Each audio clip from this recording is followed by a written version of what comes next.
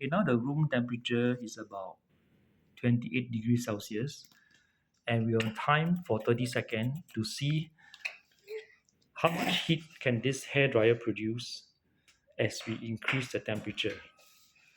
Okay, this is ready, go. It goes and it blows. What's the temperature? 11 seconds, 14 seconds.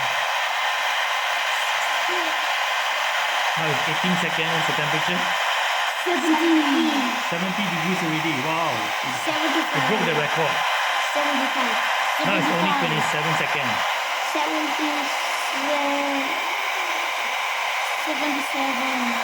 Wow. It's decreasing. It's decreasing. Let's see how high it can go. It's decreasing. 80 70 80 Wow. It reached 18, 45 seconds. Let's see 1 minute. Can it go higher?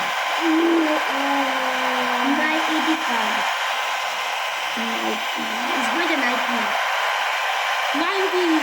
1 minute. Stop. 90 Wow. It hits 90 degrees in 1 minute. This is an awesome 80 something. hair dryer. Maybe 88 degrees Celsius in 1 minute is rather hot, right? Isn't it? Wow. This is awesome experiment in One Academy Science.